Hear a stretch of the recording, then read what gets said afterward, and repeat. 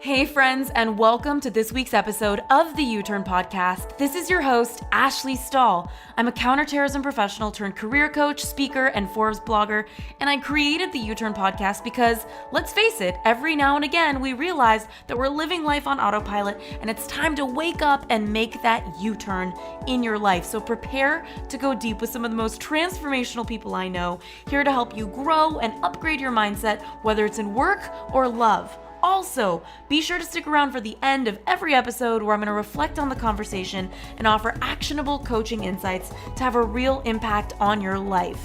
In the meantime, we've opened up access to 3 free e-courses on uturnpodcast.com. So head on over there if you want to land a new job you love, find your purpose, or launch your dream business. All of these courses are totally free. All you got to do is head on over to uturnpodcast.com. That's YOUTURN podcast.com. Now let's get started with this week's guest. You don't really realize how much your body does for you until something is off. And then it's in that moment that you start to notice, wow, there is a level of perfection and excellence and mastery that my body has to have to function at every single cellular level. And for me, having come back from Bali and hurting my eye, and God knows you were, not spared text messages about that from me.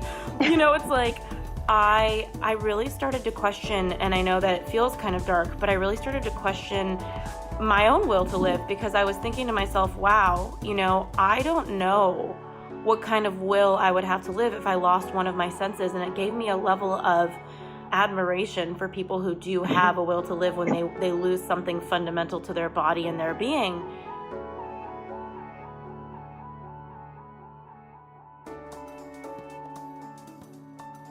Hey friends, it's Ash here, and I have quite the treat for you. As you are probably starting to notice this trend, I have some pretty magical friends, and Doctor of Physical Therapy Jen Iscare is no surprise that she is here. She's, as I said, a Doctor of Physical Therapy, creator of the Mobility Method, and also the Optimal Body. And you can probably find her pretty quickly on Instagram at DocJenFit.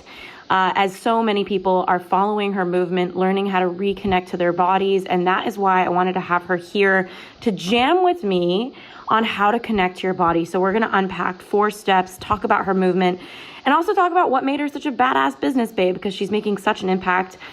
Jen, hi. Thanks for being here with me. Hi. Thank you for having me. I feel kind of slap happy because I haven't finished my coffee yet, and I'm one of those people. So it's like, it's a little risky that we're doing this.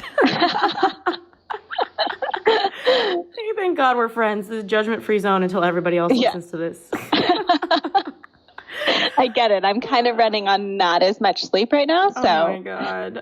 This is going to be an adventure for both of us. So now we can see what message is coming from your body about the sleep, what message is coming from my body. Maybe our bodies could talk. Okay, so this is really fun because whenever I have friends on the show, I find out all the things that I would never sit down over a margarita with you and ask. So I'm so curious to hear, what got you started? Because now on the gram, you're crushing it. And God knows, whenever you're promoting a toothbrush or a scale, I'm buying it. I'm swiping. It's me. I'm swiping up and buying all of the things that you believe in and that support you with your relationship to your body, the products you sell. So I'm kind of curious to kind of get to the beginning of when you even thought about getting started on social media and really monetizing this gift, and why. Oh boy. That really happened by accident for me. I had zero intention of building a social media, of that becoming a thing. I also, was super shy. I grew up as a shy child. I hid behind that label for a really long time. So when my social media started to accidentally build when I was in grad school, from meeting other fitness people and being posted and all of a sudden just naturally starting to grow, it was a scary thing for me at first. And I was like, okay, let me just show handstands and don't look at who I am or what I really know.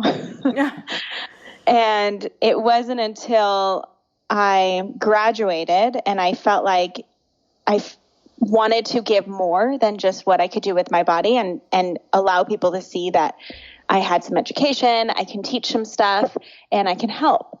And so once I started educating, that's when everything really started to take off. And I just really leaned into like, oh, people are liking this. I'm going to continue to post more. And, oh, people really like these types of videos. I'm going to continue to do more of that. And I just was really in a space of listening to the audience and providing value because I was a new physical therapist. I was in the real world just committed to being a really good physical therapist and learning as much as I could and treating in the clinic and getting mentorship and everything. So I wasn't focused on what this Instagram thing was going to be until probably like a year and a half out of the clinic. And I was like, algorithms were changing and I wanted to provide something that I felt like could actually provide value beyond a 1-minute video on Instagram. And that's when I was like, I'm going to launch.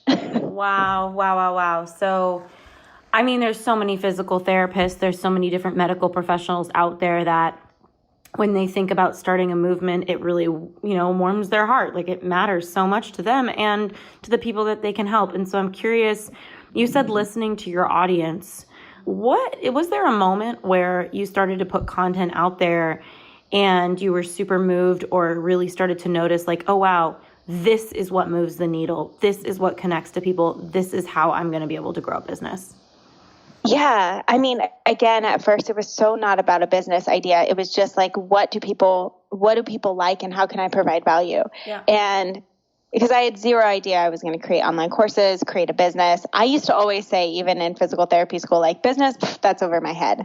I'm going to work for someone. That was just like always my mindset. And I would have clients even while I was like teaching Pilates be like, I see you on a billboard and on a book cover. And I'd be like, what are you talking about? So people around you had a bigger vision than you did for you.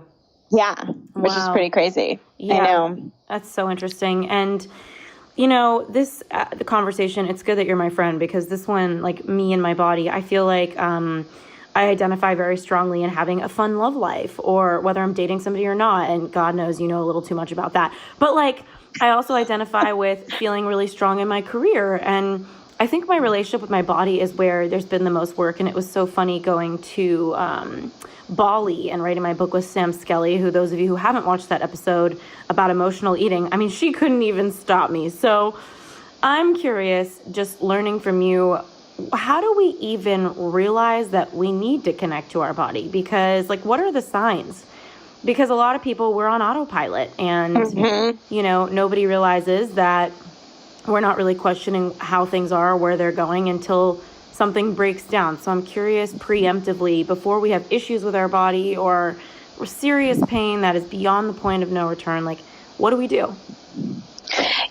For me, I think it's always about expanding your awareness outside of yourself, because until we have appreciation for the fact that we have a capable, adaptable body that is able to change and grow and get even better, where other people don't have that.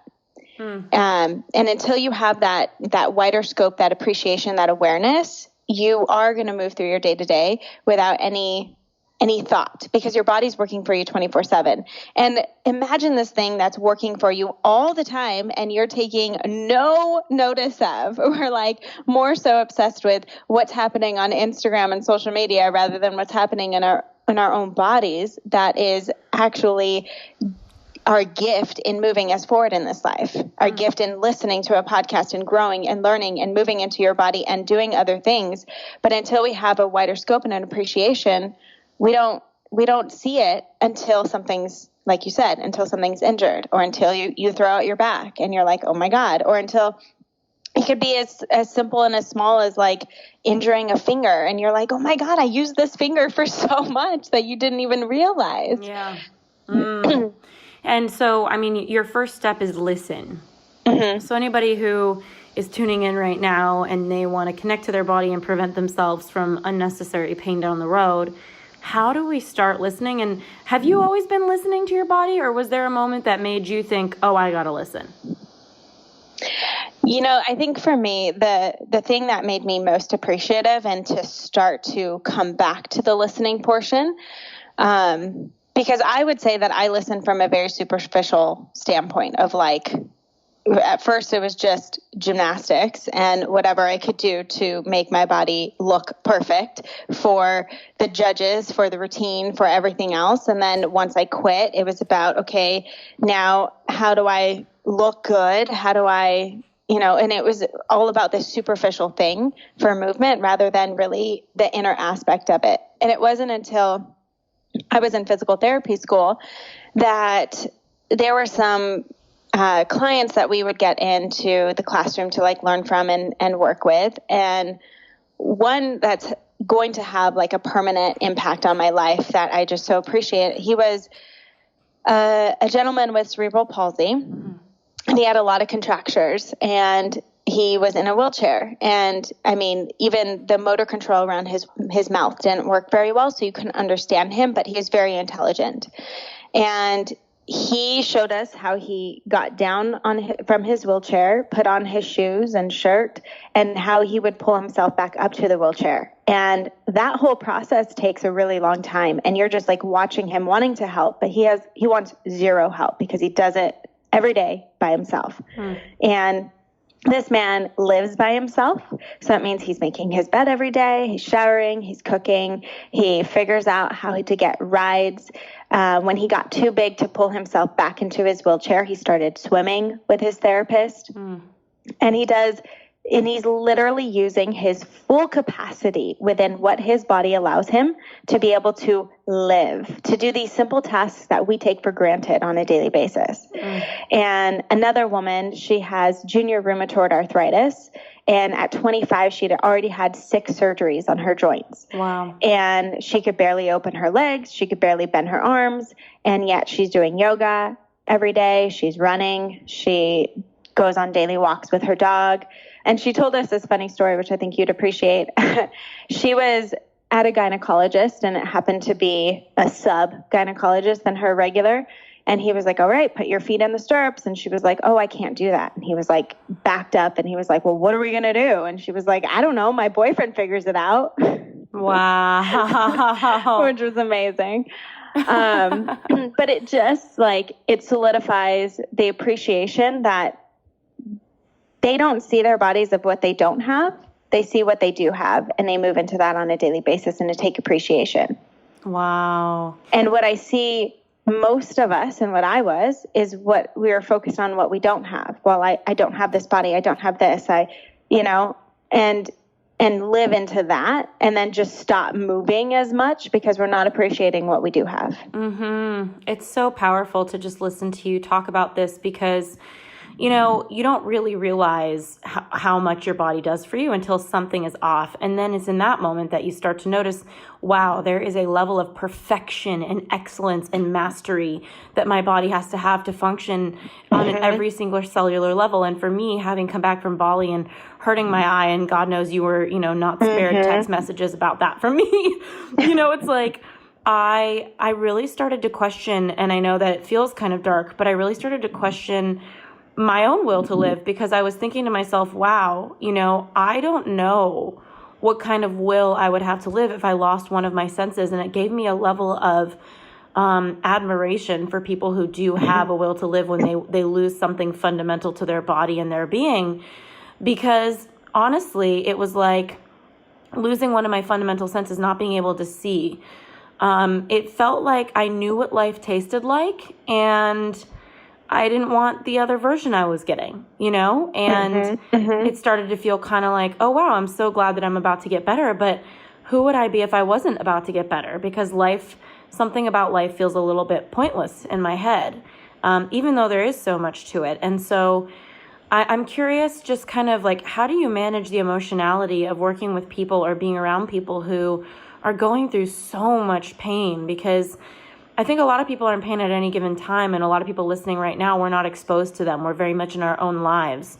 And, so I'm curious, how do you emotionally manage that? For me, it's leading through permission. And I allow people to come in, hear their story, their full story of what's happening, because pain is not just pain. It's connected to a very much our emotional aspect. And even sometimes when we get injuries or surgeries on a certain area, our brain creates what's called neurotags.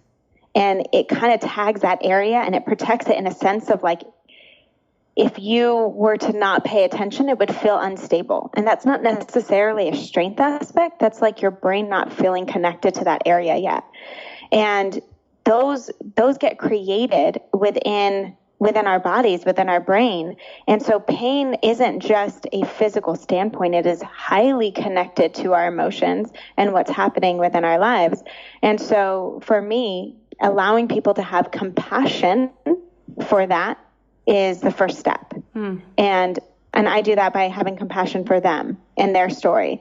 I'm not going to write anyone off. I'm not going to say you don't have pain. I'm not going to say it's not as bad as you think, but I'm going to say it's okay to feel this, because here's the thing. Pain is beautiful. And I don't think people take appreciation into that enough of like, if you don't feel pain, that's when it becomes problematic. Because if you're not feeling it, then you're missing a huge warning system within your body, a huge signal.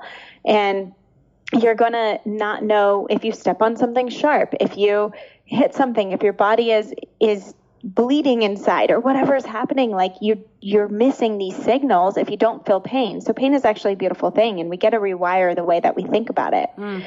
And we need it. It's necessary. So when we start to look at it that way, it's just a warning system. It's not bad. It's not saying that you're broken. And that's a lot of the rewiring that I'm doing with people too. Like, my back is exploding.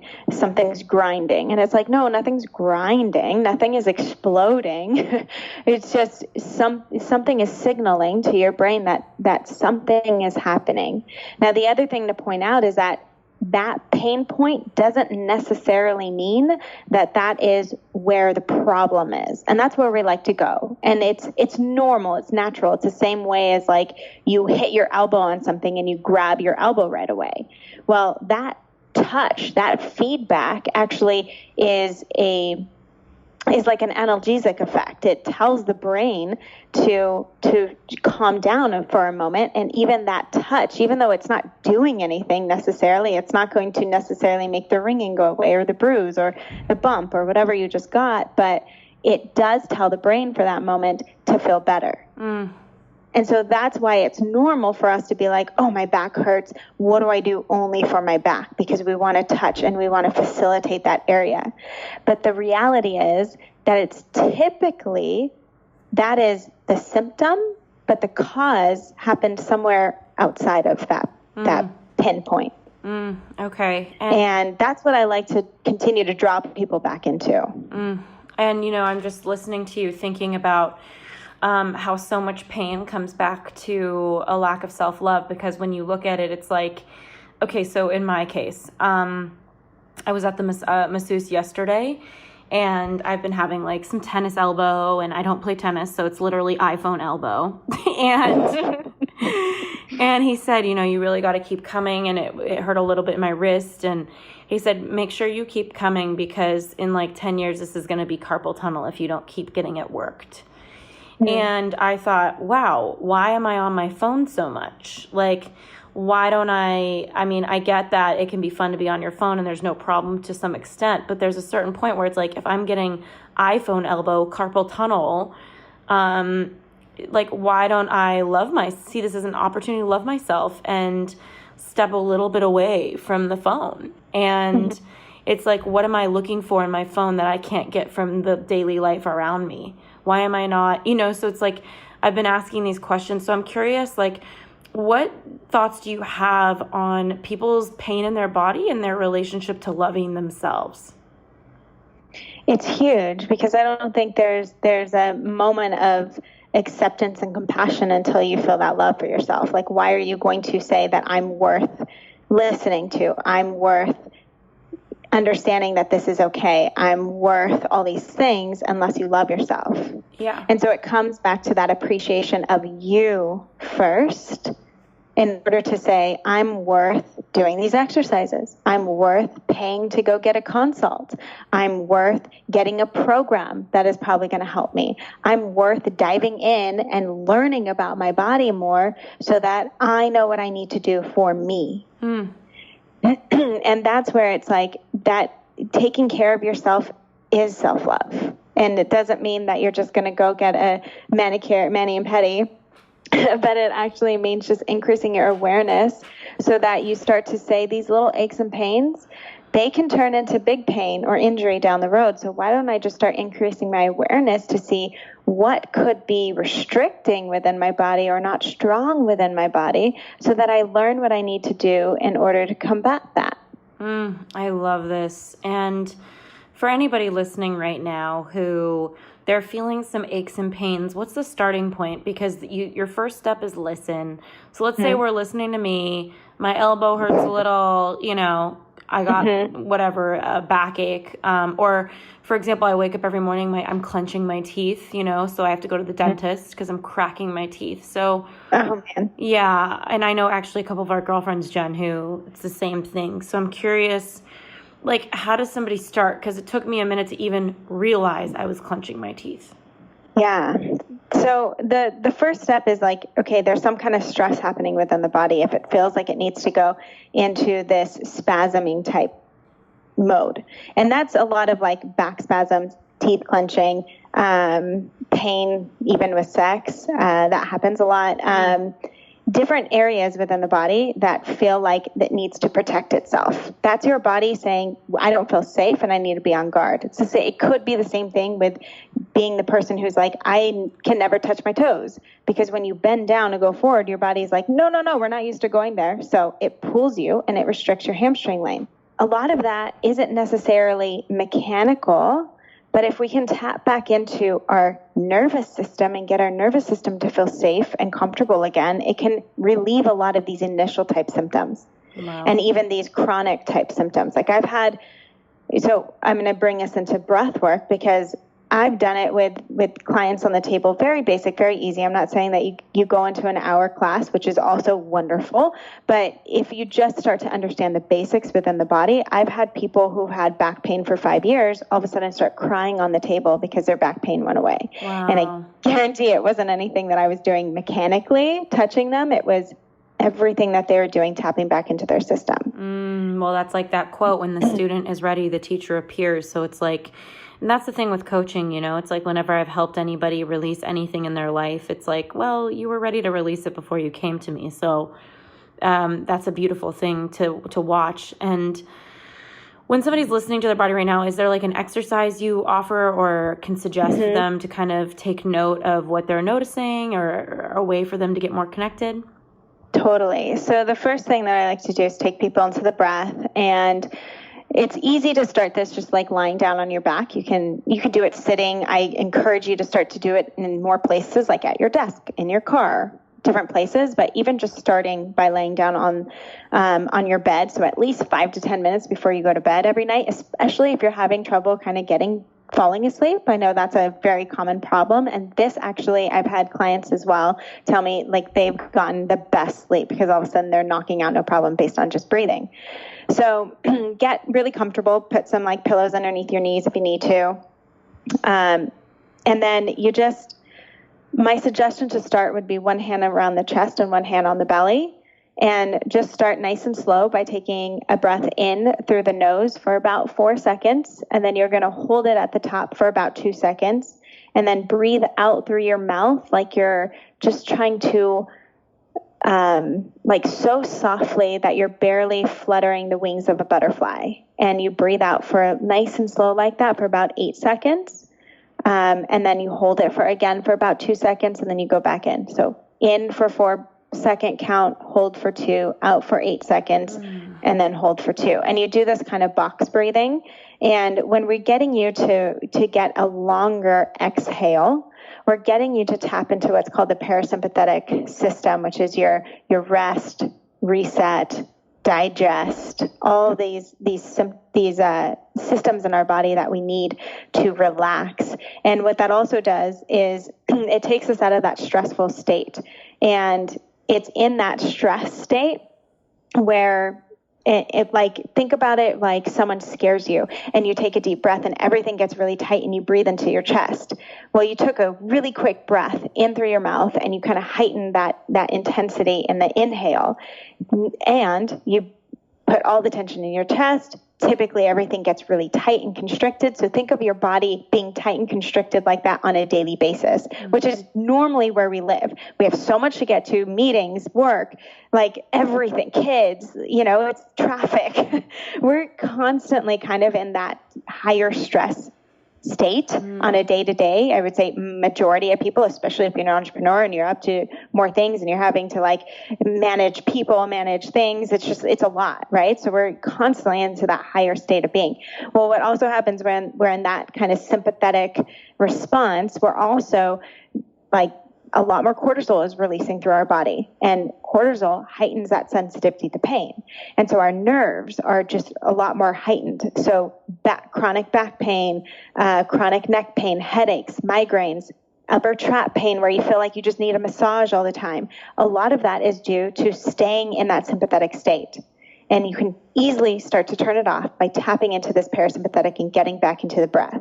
So doing that box breathing, I highly recommend. Another way you can hold your hands is taking them around the low rib cage and kind of squeezing the low rib cage and feeling that expand out to the sides as well. Because when we're trying to get into the diaphragm, it's not just a up and down breath. It's a 360 pattern. So you shouldn't be raising your shoulders. I hate when people are like, take a deep breath in, and it's a huge inhale and the shoulders rise up to the ears. It's like, well, actually, that's not really very effective for your body. But really what would be like a better thing for your body is taking a slow inhale, expanding from that rib cage, front, back, and sides, and then taking a nice slow exhale. And then once you start to get that pattern in through the nose, out through the mouth, nice and slow, I would suggest just breathing in and out through the nose as much as you can throughout the day. That's also going to kick on like nitric oxide, which causes a vasodilation within our blood vessels, which just means that we're going to increase the rate at which we can get blood flow through our body, even into our brains, which we all need to think and process all day long, get a lot more oxygen moving throughout our body and again, our brain, so that we're not in like a cloud and fog throughout the day. And so getting more into nasal type breathing and just doing that box breathing throughout the day to calm you at work and traffic with kids before you go to bed, like all these different areas, and starting to retrain your system and being able to tap into that parasympathetic on a quicker basis and to endure that a lot more. I guarantee you it's going to take down your pain symptoms like either right away or like it's going to decrease the sensitivity that you're having. There was a long period of time where I wasn't connected enough to my body, and I'm still working on it. And I didn't realize that I couldn't breathe out of my nose. Like I always had anxiety, back in like 2008, and now I don't really have so much of that. And eventually, like maybe 6 years later, I got a food allergy test, and the ENT was like, FYI, your nose is about 95% obstructed. And I was like, oh, wow. And he's like, yeah, so maybe you have anxiety and that's what in fact impacts your breathing. But, it's pretty anxiety inducing to not be able to breathe. And I was like, yeah. And so it was kind of like this weird chicken or the egg complex. And it was this interesting experience for me to realize like, wow, I haven't been able to breathe for years. And how does it happen where I don't notice that? So for anybody who is kind of like listening right now and doing the breath work, I know that the third step you had mentioned before we started recording was self-diagnosing. And I don't know, like for somebody like me, I'm kind of like, I'm not necessarily embarrassed to share it. It's more just like surprised at myself, I guess. Like, how did I not know I couldn't breathe for like 6 years? And, and I didn't realize it was my diet. And now realizing that it's my diet, it's been such a mind-blowing experience because I'm like, oh, wow, okay, if this is my diet, then I can eat differently and now I can sleep differently because I can breathe out of my nose as I'm going to bed. So kind of a crazy deal. So I'm curious to kind of hear for anybody else who's kind of curious here, like, what you don't know what you don't know, you don't see what you don't want to see. So how do we kind of transcend that? Or what are some things that people can do or maybe write down after they listen to this episode to start to maybe notice things that they don't have on their radar? Totally. So that's the thing that I would also say to you is to have compassion for that. Because like you said, you don't know what you don't know. Yeah. And I think it's a beautiful thing that you went and got checked, because then you get to increase your awareness. And that's really what it's all about. It's just, how do I increase my awareness of what I don't know about my body so that I can start to step into these things? And an easy way for people to start to look at the body in general, the places that we typically have pain are the places places we typically have pain is going to be the neck, the low back, the knees, and the feet. Now, if we go to the joints that are above and below that, which is every other area. So from the neck, it goes the low back, or the shoulders and the upper back. So that should be more mobile. And then skipping the low back, going to the hips, that should be more mobile. Skipping the knees, going to the ankles, that should be more mobile. Skipping the foot, going to the big toes, that should be more mobile. So if we look at the body in that sense, every other area of pain should be an area that you have mobility. And if you're tight and you're restricted in those areas, don't you think it's going to have an effect on the area above or below that? So interesting. Hey U-Turners, so sorry for the quick interruption, but I want to make sure you know that this episode has been brought to you by the Job Offer Academy, our e-course to help you land a new job you love. So if you're sick of applying for jobs and never hearing back, and you'd like to try a free version of our job hunting course, just head on over to youturnpodcast.com/job offer. That's youturnpodcast.com/job offer. Now let's get back to this week's episode. Okay, so talking about exercise, like, you know me and my accidents, Jen. Like, how do we get the exercise repellent? Like, when I think about yoga, it's like kind of making me cringe to say it, but I kind of think, oh my God, I hate the part where they say reach for your toes and people are grabbing onto their toes. And it like hurts to grab my toes. Like, I'm like, this feels uncomfortable. So where's that line between this isn't the exercise for me, my body doesn't feel good doing it, and this is for me because my body doesn't feel good doing it? Yeah, I mean, that is a very fine line, right? So I think you just get to observe what kind of pain you're having, because a lot of times, especially in yoga, you can push it way too far because you get into that comparison mode of like, well, they're grabbing their toes, so let me yank on my legs until I can find out what that feels like. So I think it's moving into it again, having compassion, not compare. And just saying, okay, this is where my body's at. So you move into a position and you see what that feels like. If it feels like a bony stop or a pinch, or you get like a nerve sensation where you move your head and all of a sudden you feel it down to your fingers or something, that would be a pain signal, I would say you need to be aware of in terms of backing off. But if it feels like more of a little bit of a deeper stretch, a soreness, a little bit of like, I don't want to say a burn because that could also be a nervy, but just like a deep stretch, that is okay.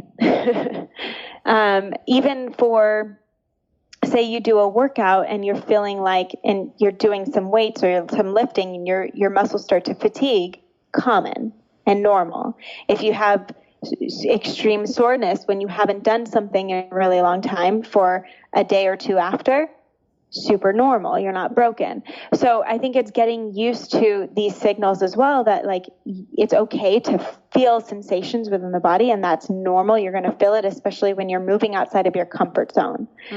But the point is that you want to listen to that. So if you're already starting to feel a deep stretch, don't push it more.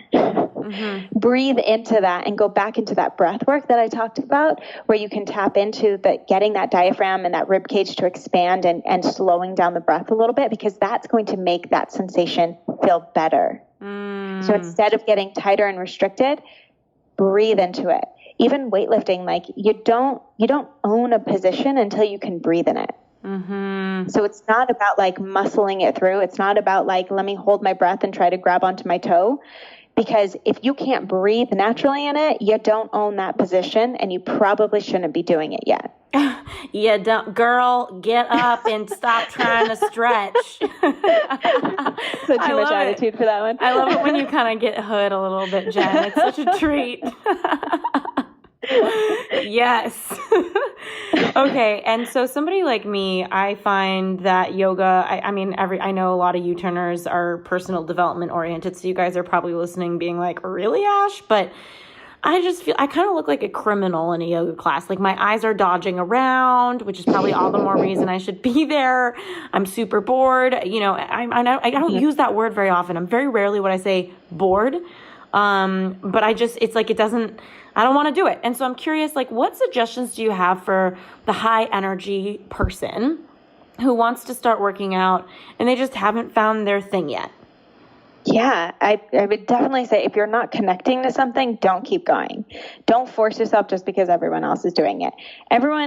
My nickname when I was like first on social media, because I am upside down often, was like, oh, this is Jen the yogi. And I'm like, where on my profile does it say that I'm a yogi? But I guess just because I was upside down, I get automatic permission into calling me that. But that's so interesting. So I actually don't even do yoga Jen. much myself. Okay. Tell me more. I think that it's not good. It's not bad. It's just what you connect with. Right. And so for people who don't connect with yoga, okay, can you find some movement type exercise or a group that you like to work out with or whatever that may be? It could be anything, and explore different things. And I love working out with other people because it does bring in that point of accountability. So even if that's with a personal trainer or group setting, like find what works for you. And then the other thing is then, okay, after you do a little self-assessment, so based on these areas that I named that are usually in pain, and based on the other areas that should be more mobile, you find your areas that are not so mobile, not moving well, either in the upper back, the hips, the ankles, the big toe. And you start working on those. So that could even be, you're going to do an open book rotation for your upper back before you get out of bed in the morning. Takes 2 minutes. It could be you're going to stretch your hips every time you get out of your chair at your desk. Takes 2 minutes. That could be you're going to do some ground stretches before you go into whatever workout you found. Again, takes 2 minutes. Like all of a sudden, if we can start to build these up just throughout our day and create like your little moments of brushing your teeth, but for your body on a daily practice, then it doesn't have to be an hour class of yoga, and it gets to be specific to what your body needs rather than what someone else is telling you need.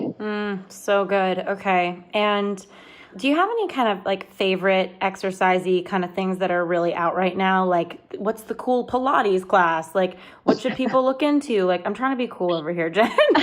Come on, help your sister out. I really think it gets to be whatever resonates with you. For me personally, I love HIIT workouts because it's something, first of all, I could do anywhere. Like I have a pair of weights in my house in case I can't make it to the gym, and I just work out in my house.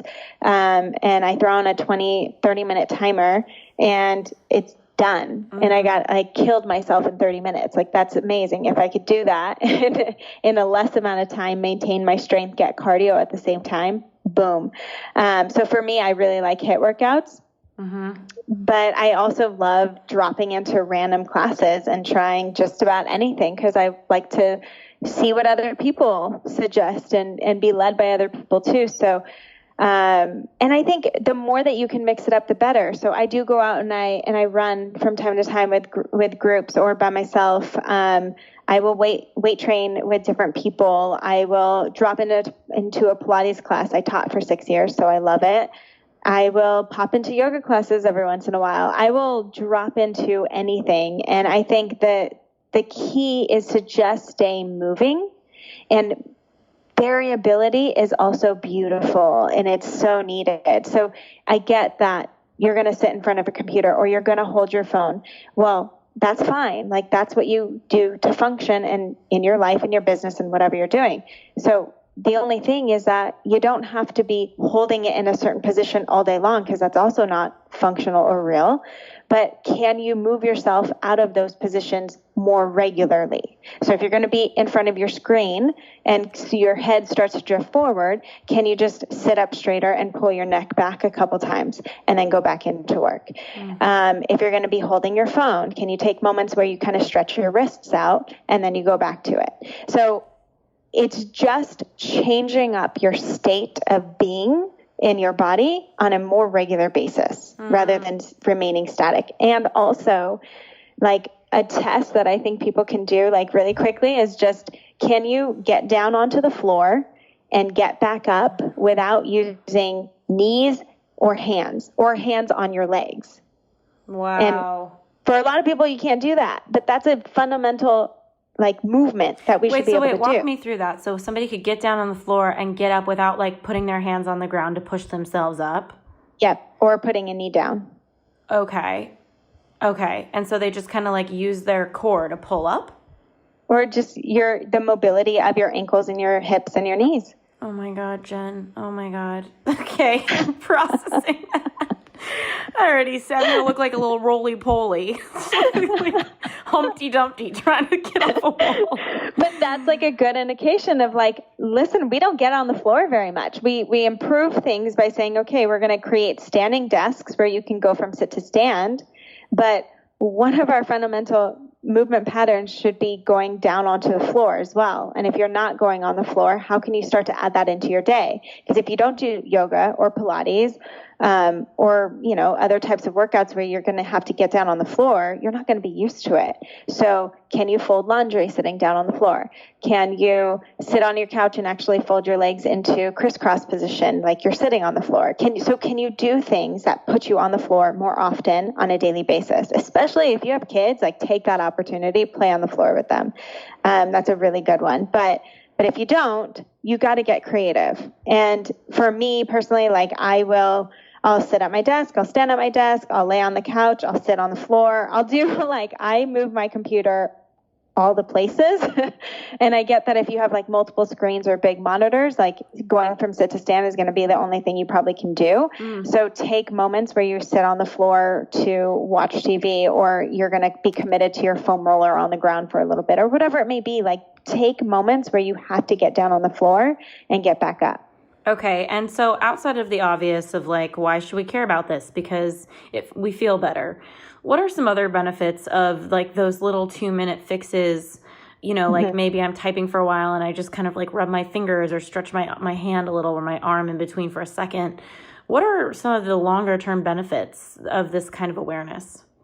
Oh man, I mean, so much, I would say, especially if like when you're sitting in a static position, we don't think about how the body is all connected a lot of times, and your nerves that run through everywhere within the body actually can get inflamed and stiff and immobile as well as your muscle tissue. So when that happens, that is what causes nerve damage and carpal tunnel and all these other things. So if we're not taking the time to fully extend and stretch and move the fluids within our fascial layers, then we're going to have a lot of restrictions and a lot of problems down the road. And so just starting to think about, I have appreciation for my body, the way that it's able to adapt and everything that it's doing for me on a daily basis. And knowing that just the same way as you listen to someone else in conversation and you say, you're worth listening to, you get to say that to your own body as well and say, you're worth listening to. And I'm going to take the time to move into it on a daily basis because I know that it's only going to benefit me way more down the road. I mean, same with like getting down and getting up off the floor. There was a study done a while ago, and they showed that when someone couldn't get up off the floor, there was like a 6.5 times more likely to die within the next 5 to 6 years. So this is literally like your livelihood. This is your longevity for your health. And this is your permission for people around you to start taking care of themselves. This is permission for your children. Like, I am so effing fortunate that I grew up with a mom who would literally put us in the sandbox while she went and ran laps. Like, she was a little crazy, but she also took care of herself first and foremost. And all that provided us was the example that this is a part of life. This isn't a have to. This isn't a bad thing. This is like eating. I move my body because it's a part of life. And so what if you were able to give that example and be that permission for your children, for your nieces and nephews, for your friends and your family? Yeah, it's like, man, I'm just picturing that roly-poly that I referenced myself as, like, I don't think I've seen a roly-poly since elementary school, but it's like so accurate. And kind of like into your final point, you said like know your we kind of talked about knowing your uniqueness after being able to diagnose yourself. So I'm kind of curious like what your thoughts are on this and what it really means for somebody to kind of know where they're unique or different. Yeah, this is so important because I don't believe in the one-size-fits-all programs for the body. There's not the one plan for back pain because, like I said, is it the joint above? Is it more into your upper back? Is it more into your hips? Is it all the way down to your ankles into your big toe? I don't know unless I know you and I assess you. Is it more of imbalances side to side? Is it more of the fact that you have a lot more stress, that you can't breathe into your system very well, that you have a lot more mindset stuff going on? Is it how you're holding yourself on a day-to-day basis based on how you're sitting, how you're standing, how you're laying down? Like, I don't know unless I assess you. And you don't know unless you assess you. Well, and so don't set yourself up to fail based on the 2 to 3 exercises that everyone is doing for their back. You get to be unique because you are. And the diagnosis of what is happening just confirms your pain and your symptoms. It does not confirm the plan. So good. For everybody that wants to learn from you, where can they find you? Where can they learn from you? How can they grow from you? I post a lot on Instagram is mostly where you're going to find me at DocJenFit. I am moving on to YouTube as well, so I can explain things a little further than I can on Instagram. So DocJenFit there, DocJenFit website, DocJenFit Facebook, everywhere. I'm noticing a trend. I love that they call you Yoga Jen because I called you Upside Down Jen. Like sometimes. Oh, I like that. Yeah, Upside Down Jen. Jen, I love you. Thank you so much for making this time and sharing everything with all of us. Yeah, thanks for having me. Woohoo.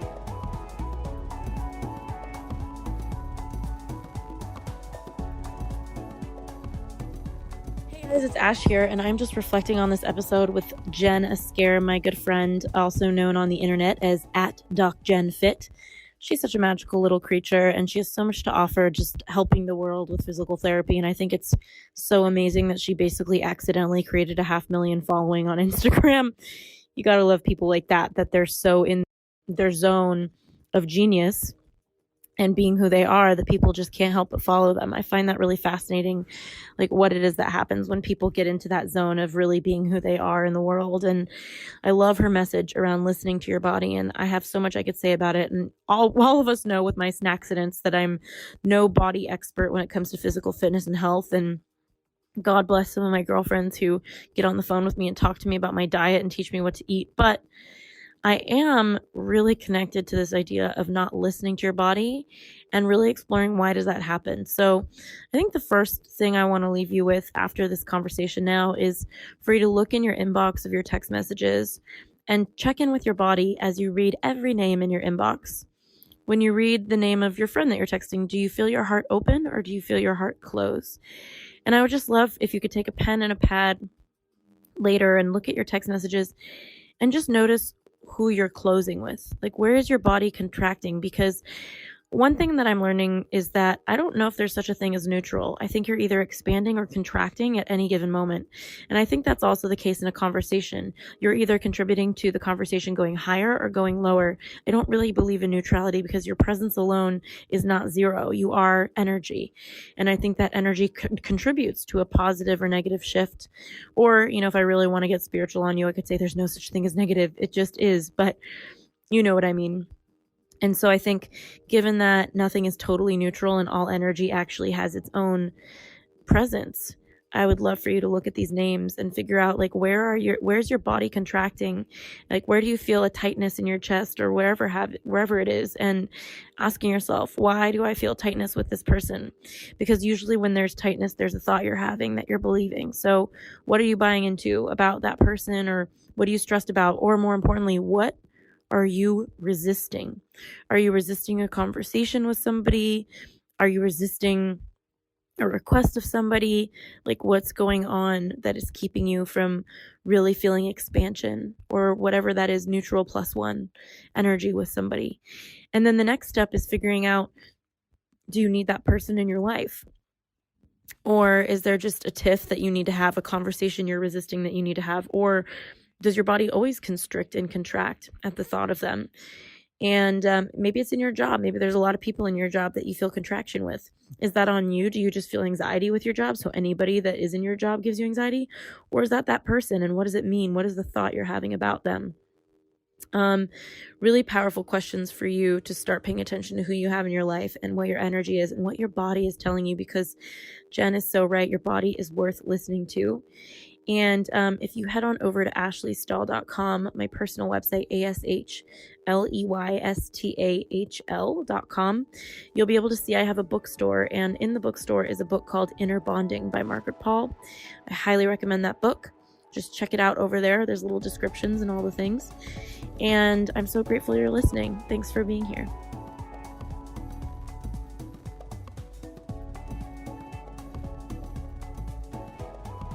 Thanks again for tuning into this week's episode of the U-Turn Podcast. We keep really detailed show notes at uturnpodcast.com. So if our guest mentioned a book or a resource that you're interested in, you'll be able to find that there. In the meantime, if you were inspired by this episode, if it made an impact in your life, we would be so grateful if you subscribed and posted a review for us on iTunes. Rumor has it on the street, the more reviews we get, the more subscribes we get, the more we can grow and get our impact out there in the world. In the meantime, I'd love to hear from you at Ashley Stahl on Instagram. I'm so grateful for connecting, and I look forward to next week's episode.